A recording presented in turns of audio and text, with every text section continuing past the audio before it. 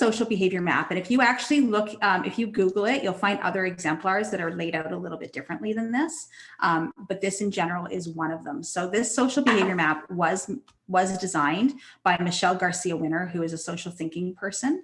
But basically what she talks about is the expected behavior. So what is the really acceptable behavior? She doesn't use the word acceptable though. She uses expected, like I expected this from you. So, if the expected behavior is that, you're not supposed to be lying or you're not supposed to be giving money to strangers, then you could write that, write it in a positive way here. So the expected behavior is that you surf only certain sites on the internet, or you, always ask before you take something, or you blah, blah, blah, blah, blah. That's the expected behavior, stated in a positive way. And then you want to talk about how your behavior makes other people feel. So if you engage in expected behavior, so for instance, I only search specific sites, or I always ask if I can look at a site, right? Whatever it is, how your behavior makes other people feel when you're engaging in expected behavior. Typically people are really happy. They're proud of you. They are really couldn't care less because their day's not disturbed, right? But your behavior makes other people feel, that you're, they think you're really smart. Whatever it is there. And you're not just doing this with, by yourself and presenting it to the student, you're doing this with the student. And then have the student brainstorm ideas as well.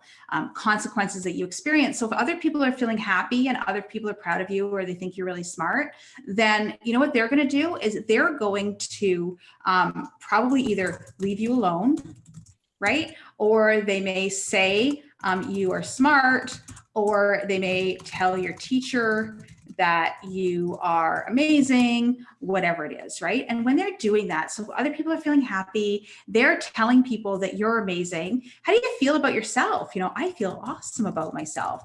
I'm happy, et cetera, et cetera. If you engage in this unexpected behavior, so what does that mean?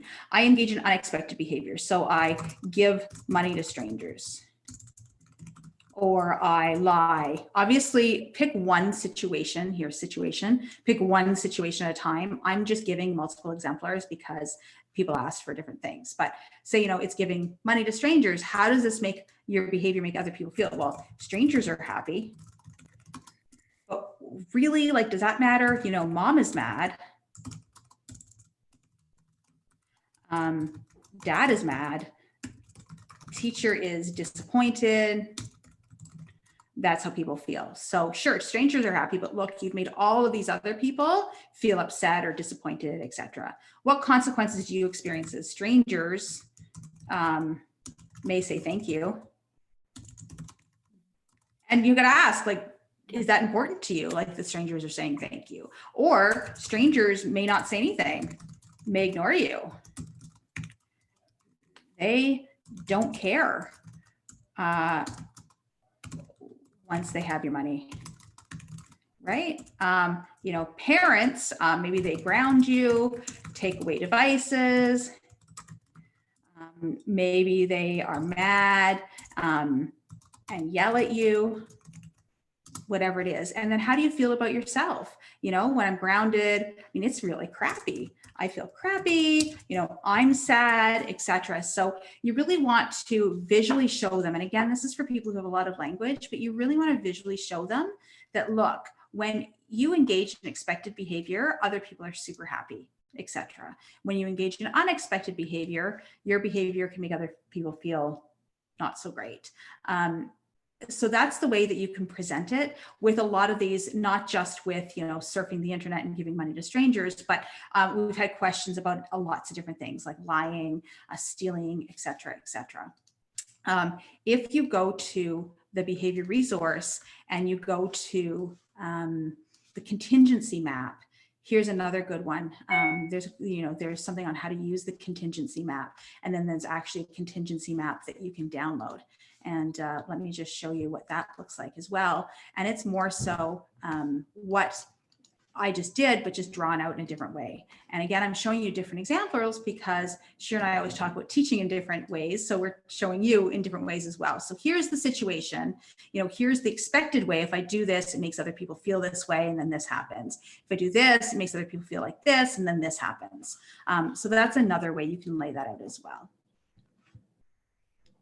So I hope that helps. Yeah, very similar to the contingency map, same idea. Yeah.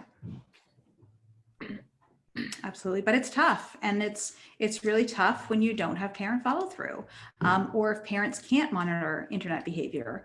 And again, I keep going back to no judgment, and it's really hard as a BCBA not to have that judgment. And the new guidelines talk about ethics and like thinking about our behavioral bias, etc.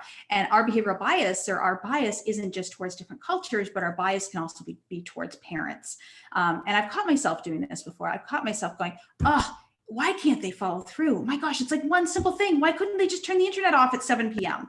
And I'll say that to myself, and then I'll catch myself.